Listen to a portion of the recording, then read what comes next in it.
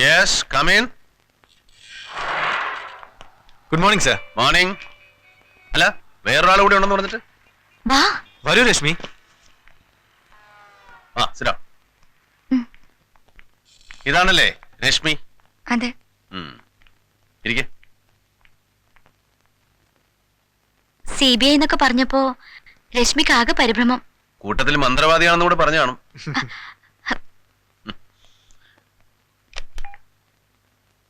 Chacko are free? ഇവിടെ 3-4 guest ഉണ്ട്. Okay. Rashmi എന്ത് ചെയ്യുന്നു? രശ്മിയുടെ വിവാഹം കഴിഞ്ഞു. സെറ്റിൽഡ് തൃശ്ശൂർ. രണ്ടുപേർക്കും ജോലിയുണ്ട്. ഒരേ സ്ഥലത്ത്? അല്ല, 2 ഫോമില. രശ്മിക്ക് അനിതയേക്കാൾ കൂടുതൽ പ്രദീപിനെ കുറിച്ച് അറിയാം സർ. ഓ അത് കൊള്ളാമല്ലോ, പറയൂ കേക്കട്ടെ. അറിയാന്ന് വെച്ചാ 3-4 വർഷം മുമ്പത്തെ കാര്യങ്ങളെ അറിയാവൂ. 3-4 വർഷം മുമ്പുള്ള കാര്യങ്ങളാ ഞങ്ങൾക്ക് അറിയേണ്ടത്. പ്രദീപിന്റെ അമ്മ ജീവിച്ചിരിക്കുമ്പോ തന്നെ പ്രദീപിന്റെ അച്ഛന് ഇപ്പോഴുള്ള സ്ത്രീയുമായിട്ട് ബന്ധം ഉണ്ടായിരുന്നു. അതുകൊണ്ട് പ്രദീപിന്റെ അമ്മ തന്റെ പേരിലുള്ള സ്വത്തുക്കളൊക്കെ മരിക്കുന്നതിന് മുമ്പ് തന്നെ പ്രദീപിന്റെ പേരിലേക്ക് മാറ്റിയിരുന്നു. അമ്മയുടെ മരണശേഷം ആ സ്വത്തുക്കളൊക്കെ തങ്ങളുടെ പേരിലേക്ക് ആക്കാനും പിന്നെ പ്രദീപിനെ മതം മാറാനും അവരൊരുപാട് നിർബന്ധിച്ചു. പക്ഷെ പ്രദീപ് രണ്ടിനും വഴങ്ങിയില്ല. പ്രദീപിന്റെ അമ്മയുടെ മരണശേഷമാണോ പ്രദീപിന്റെ ഫാദർ ഇപ്പോഴുള്ള സ്ത്രീയെ വിവാഹം കഴിച്ചത്? അതെ, ആദ്യം മതം മാറി പിന്നെ വിവാഹം ചെയ്തു. ഏതായി തന്ത? എന്താളുടെ പേര്? George C Nair. George C Nair. ആദ്യം NC നായർ, അങ്ങനെന്തോ ആയിരുന്നു അയാളുടെ പേര്. പ്രദീപ് ഇപ്പൊ എവിടെ ഉണ്ട്? അറിയില്ല സർ. മൈഥിലിയുടെ അച്ഛനെ ഭീഷണിപ്പെടുത്തില്ലേ ഫോണിലൂടെ? മകളുടെ പ്രേമം അവസാനിപ്പിക്കണമെന്ന് പറഞ്ഞു. അതും ഈ നായർ തന്നെ ആവും സർ. ഈ പ്രദീപിന്റെ ഏറ്റവും അടുത്ത സുഹൃത്തുക്കൾ ആർക്കായിരുന്നു? ഒരു അനിൽ തോമസ്, മുകുന്ദൻ, പിന്നെ റിച്ചി നെടുങ്ങാടൻ. ഇതില് റിച്ചിയും മുകുന്ദനും ഹോസ്റ്റലിൽ പ്രദീപിന്റെ റൂംമേറ്റ്സ് ആയിരുന്നു അല്ലേ? അപ്പൊ ശരി സായി, കാണാം. Thank you. Okay sir. മറ്റേ സർ. ശരി. ഓക്കെ. മകനിപ്പോ ഒന്നുകിൽ അച്ഛന്റെ കസ്റ്റഡിയിൽ അല്ലെങ്കിൽ anyway I have a doubt. ഈ ജോർജ് ചക്കാലക്കൽ കൺവർട്ട് നായരെ എമർജൻസി ആയിട്ടൊന്ന് കാണേണ്ടിയിരിക്കുന്നു. അതുവഴി വേണം പ്രദീപിലേക്ക് എത്താൻ. ഒപ്പം പ്രദീപിന്റെ friends Anil Thomas, Mukundan, Richie Nedungadan. Yeah, you wait there. I'm coming.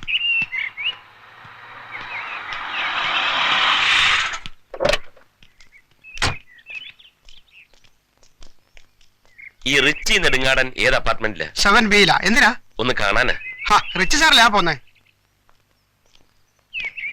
Ritchie, Yes? അല്പം സംസാരിക്കാനുണ്ട്. നിങ്ങളാരാ? അനിൽ തോമസും മുകുന്ദനും എവിടെ? എന്നതിനാ? പറഞ്ഞാലേ പറയൂ.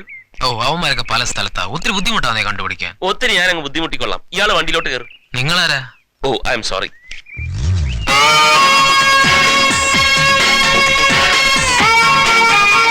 എനിക്ക് അത്യാവശ്യമായിട്ട് വണ്ടിയിലോട്ട് കയറോ?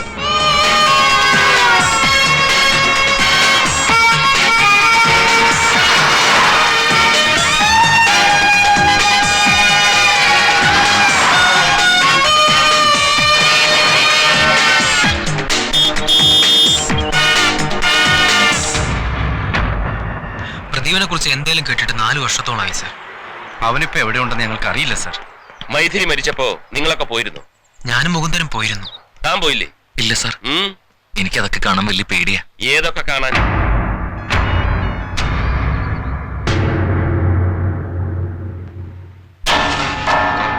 ചോദിച്ചത് കേട്ടില്ലേ? ഏതൊക്കെ കാണാൻ? അങ്ങനത്തെ ഡെത്തൊക്കെ കാണാൻ. എങ്ങനത്തെ ഡെത്തൊക്കെ കാണാൻ? മൈഥിലി എന്തോ കണ്ടു പേടിച്ചു വീണ്. നിന്നോടാരാ ചോദിച്ചത്? നീ ആളത്ര ശരിയല്ലോടാ മോനെ. ഞാൻ സത്യമാണ് പറഞ്ഞത് സർ. നിങ്ങൾ പ്രദീപിനൊപ്പമാണോ പോയത്? പ്രദീപ് വന്നില്ല സർ. കാരണം? അവന് തീരെ സുഖമില്ലായിരുന്നു. എന്നിട്ടും അവൻ വാശി പിടിച്ചു ഒപ്പം വരാൻ. ഞങ്ങളാണ് നിർബന്ധിച്ച് അവനോട് വരണ്ടെന്ന്. ആ അവസ്ഥയിൽ അവൻ വന്നു കഴിഞ്ഞാൽ അവിടെ ആകെ പ്രശ്നമാവും സർ. ഇത്രയൊക്കെ അടുത്തൊരു സുഹൃത്ത് കഴിഞ്ഞ 4 വർഷമായിട്ട് എവിടെയാണെന്ന് അറിയില്ലല്ലേ? സത്യം അറിയില്ല സർ. ഇന്നല്ലെങ്കിൽ നാളെ പ്രദീപിനെ ഞങ്ങൾ കണ്ടുപിടിക്കും. പിന്നീട് ഇപ്പൊ പറഞ്ഞ എന്തെങ്കിലും മാറ്റി പറയേണ്ടി വന്നാൽ തീരുമാനിച്ചോ, you are booked.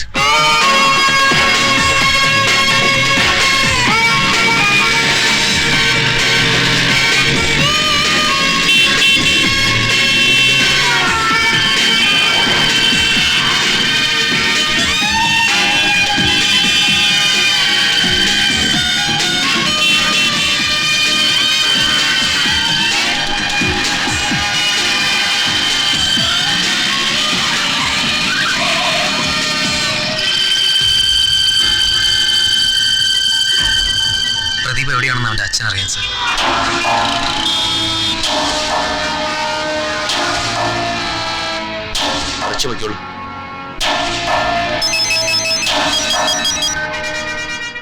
Hello, Vikram സാറോ? കർത്താവ്, ഇത് എപ്പോ എത്തി? ഇപ്പൊ എവിടെയുണ്ട് സാറ്?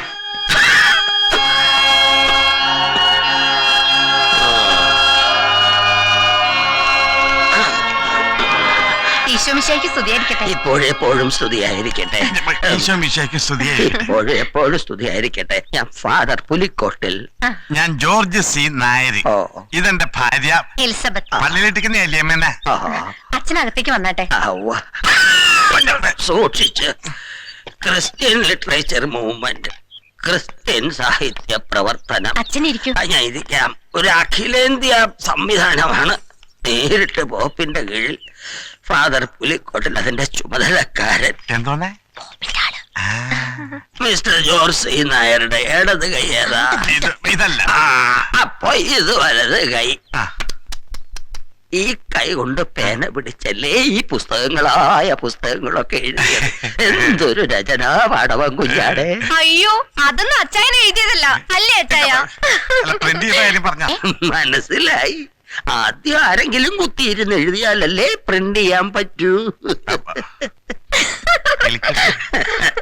കഷ്ടപ്പെട്ട് ഒരുപാട് എഴുതിയ കൈ. ഞാനൊന്ന് മുട്ടിക്കോട്ടെ. വീണ്ടും ഇടത് കൈ. കർത്താവേ, ഇനി എന്നാണാവോ സ്വന്തം പേരിൽ 4 അക്ഷരം എഴുതി 4 ആൾ അറിയാ? കാൽവരിയിലെ സംഗീതം, പുണ്യസ്പർശം എല്ലാം ജോർജ് സി നായർ എഴുതിയത്. നാഥാവിന്റെ വരവിനായി ജെറുസലേം വിളിക്കുന്നു. വൈഭവം, എന്തൊരു വൈഭവം വേണം ഇങ്ങനെ എഴുതാൻ. ക്രിസ്ത്യാനിയായ ഒരാൾ പോലും ഇതുപോലെ എഴുതില്ല. അങ്ങനെയുള്ളപ്പോ അന്യമത വിശ്വാസിയായിരുന്ന താങ്കൾ കർത്താവിൽ ആകൃഷ്ടനായി സത്യവിശ്വാസിയായി. തുടർന്നുള്ള ജ്ഞാനപ്രവാഹങ്ങളല്ലേ ഈ പുസ്തകങ്ങൾ. കുഞ്ഞാടെ, നീ ഒരു ജീനിയസ് ആകുന്നു. അച്ഛനെന്നെ വല്ലാതെ പുകഴ്ത്തുന്നു. പുകഴ്ത്തും. യോഗ്യത ഉള്ളത് കൊണ്ട് തന്നെയാ പുകഴ്ത്തുന്നത്. ഇനിയും പുകഴ്ത്തും. ഈ പുസ്തകങ്ങൾ സോഷ്യൽ ലിറ്ററേച്ചറോ നോവലുകളോ ആയിരുന്നെങ്കിൽ ഏതൊക്കെ പുരസ്കാരങ്ങൾ മിസ്റ്റർ ജോർജ് സി നായരെ തേടി വരികയില്ല. ഫെലോഷിപ്പ് വരെ വരും. അതിനെ പറ്റിയ സാധനങ്ങൾ ഞാൻ എഴുതിയിട്ടുണ്ട്. അർദ്ധരാത്രിയിൽ മണിയറയിലെ കൊലപാതകം. ടിക്റ്റീവാ. രണ്ടും ഒന്ന് തന്നെയാ. രാത്രിയല്ലേ? ഇടിപറ്റിയവനെ പാമ്പ് കടി. ഇതൊരു ട്രൂ സ്റ്റോറിയാ. നേരും നെറിവും പിന്നെ ഞാനും. അത് ആത്മകഥാ പഠനം. കരുണൻ എവിടെ? അച്ഛൻ അറിയില്ല. അയ്യോ, അതൊരു യാത്രാ വിവരണമാണ്. കരുണൻ എവിടെയെന്ന് ആർക്കും അറിയില്ല. എനിക്കും. അകത്തിട്ടടച്ച മുട്ടനാടേതാ? അത് ഏലിയമ്മയുടെ തലക്ക് സ്ഥിരമില്ലാത്തൊരു വല്യപ്പന. ഏലിയമ്മേ, തോമസ് കുട്ടിയുടെ ഓഫർ എന്താണെന്ന് അച്ഛനോടൊന്ന് പറഞ്ഞേ. ആരാ തോമസ് കുട്ടി? തോമസ് കുട്ടി ഇവിടുത്തെ MP അല്ലയോ? ഈ പുസ്തകങ്ങളൊക്കെ തോമസ് കുട്ടിക്ക് കാണാൻ പാടാ. എന്നിട്ട് ജീവിച്ചിരിപ്പുണ്ടോ? പിന്നെ എന്തായിരുന്നു തോമസ് കുട്ടിയുടെ ഓഫർ? ആന, പിണ്ടം. എന്റെ നാക്കിന്റെ അകത്തിരിക്കുന്നു. ഈ എംടിക്കും തകരിക്കും കിട്ടിയിട്ടുള്ള സാധനം. അത് പറഞ്ഞ സംഘടിപ്പിച്ചു തരാന്ന് പറഞ്ഞപ്പോ ഞാൻ പറഞ്ഞു വേണ്ടാന്ന്. അച്ഛനല്ല, ജോർജ് സി നായർ പറഞ്ഞു വേണ്ടാന്ന്. അതൊക്കെ കിട്ടിയാലേ അഹങ്കാരം കൂടും. ഇപ്പോഴേ അതിച്ചിരി കൂടുതലാ. മറ്റേ തോമസ് കുട്ടി വിട്ടില്ല. 10 രൂപയുടെ റവന്യൂ സ്റ്റാമ്പ് ഒട്ടിച്ച് അപേക്ഷയായി ഡൽഹിക്ക് പോയിരിക്കുക. ഭാഗ്യവാൻ. അതങ്ങ് ഡൽഹി കിട്ടിയിട്ട് വേണം മറക്കിട്ടെടുക്കാൻ. ഉടനെ കിട്ടും. ഞങ്ങളും തീരുമാനിച്ചിട്ടുണ്ട് ചിലതൊക്കെ തരാൻ കുഞ്ഞാടെ. അതിന് ആപ്ലിക്കേഷൻ വേണ്ടേ? അല്പ കോംപ്ലിക്കേഷൻ ആവും. ജോർജിനും ഫാമിലിക്കും സ്വീകരണം, തുടർന്ന് ആദരിക്കൽ, പിന്നെ പ്രത്യേകം ചില സമ്മാനങ്ങളും. ഓ, അതൊക്കെ ബുദ്ധിമുട്ടാവില്ലേ? എന്ത് ബുദ്ധിമുട്ട്? ഇത് ഞങ്ങളുടെ ഡ്യൂട്ടി അല്ലേ. നേരിട്ട് ക്ഷണിക്കാനാ ഞാൻ വന്നത്. ജോർജിന്റെയും പെമ്പിളയുടെയും പിന്നെ മക്കളുടെയും ഫോട്ടോ തന്ന അച്ഛന് പോകാം. എന്താ ഒരു ആലോചന?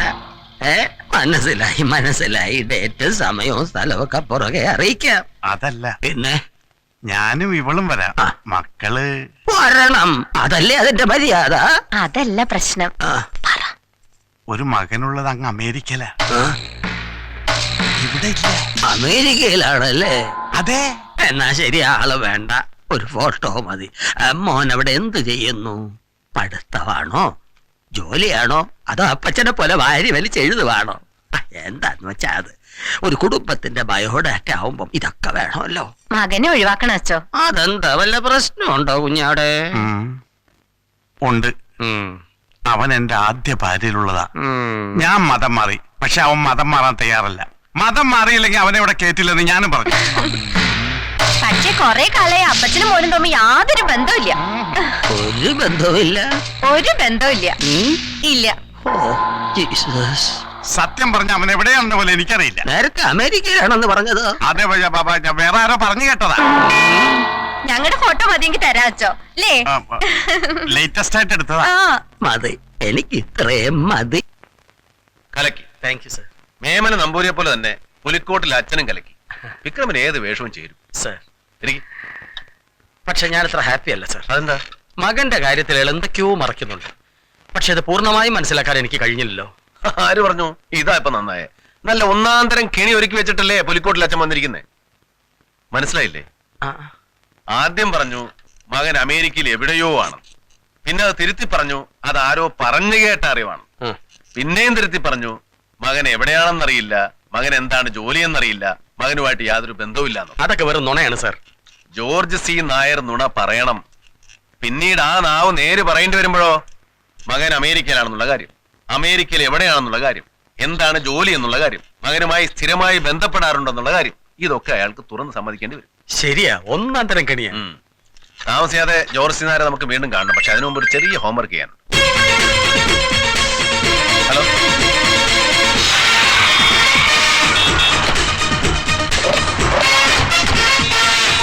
നമസ്കാരം. പ്രൊപ്പറേറ്റർ അല്ലേ? അതെ. George C Nair. അതെ. അല്പം പ്രൈവറ്റ് ആയിട്ട് സംസാരിക്കാനുണ്ട്. KSRTC അല്ലേ? Tender quotation. എല്ലാം നമുക്ക് പറയാം. മുകളിലേക്ക് ഇരിക്കാം. പറ, പ്രദീപ് ഇപ്പോൾ എവിടെയുണ്ട്? ചോദിച്ച കേട്ടില്ലേ? ഈ ആയുടെ അർത്ഥം എന്താ? അമേരിക്കയിലാണെന്നാണോ അറിയില്ലെന്നാണോ? അറിയില്ല. മകൻ അമേരിക്കയിലാണെന്ന് നിങ്ങൾ പലരോടും പറഞ്ഞിട്ടുണ്ടല്ലോ. എനിക്കറിയാത്ത കാര്യം ഞാൻ ആരോട് പറയണേ? എന്നോട് പറഞ്ഞില്ലേ കുഞ്ഞാടെ?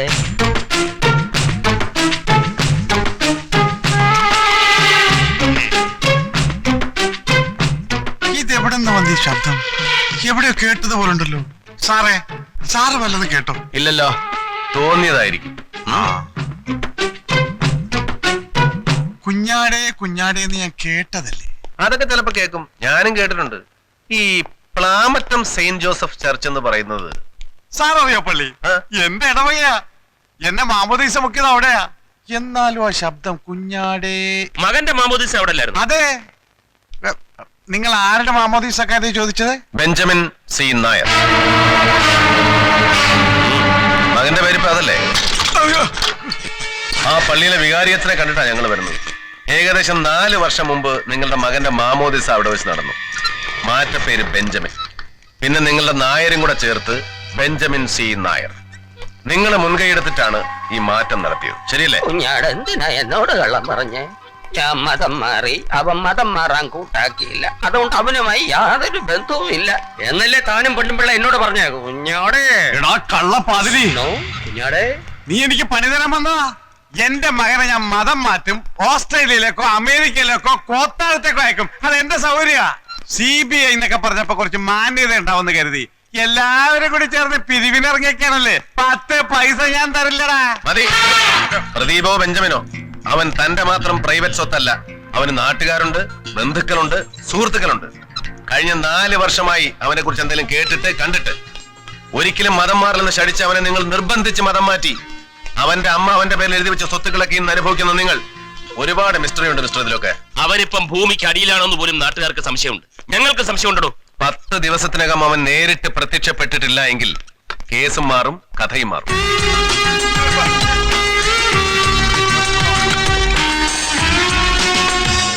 പൂജപ്പുര സെൻട്രൽ ജയിലിന്റെ അകം കണ്ടിട്ടുണ്ടോ?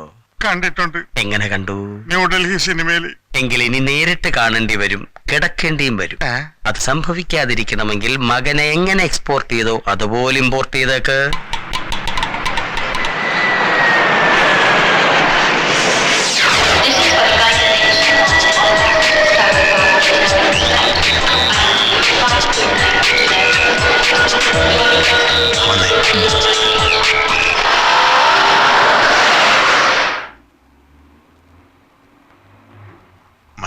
തർക്കമൊന്നും ഉണ്ടായില്ല.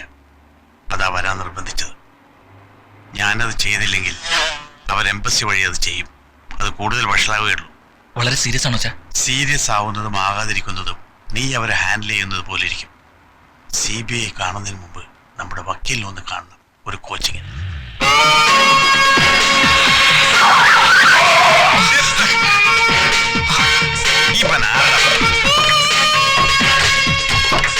എന്ത് തോന്നിയ സാറേ കാണിക്കുന്നത്? ഇത്രയും നേരം മകൻ അപ്പൻ്റെ യാത്ര ചെയ്തില്ലേ, ഇനിയുള്ള യാത്ര ഞങ്ങളോടൊപ്പം. കോച്ചിങ്ങും വാഷിങ്ങും കഴിഞ്ഞ് ഞങ്ങളുടെ കിട്ടിട്ട് കാര്യമില്ല. കിട്ടുമ്പോ ഫ്രഷ് ആയിട്ട് കിട്ടണം. ഇതുപോലെ ഈശോമിശിഹായ്ക്ക് സ്തുതിയായിരിക്കട്ടെ. ജോർസി നായരെ, ഇവനെ ഞങ്ങൾ സ്വർഗത്തിലേക്ക് കൊണ്ടുപോവാ.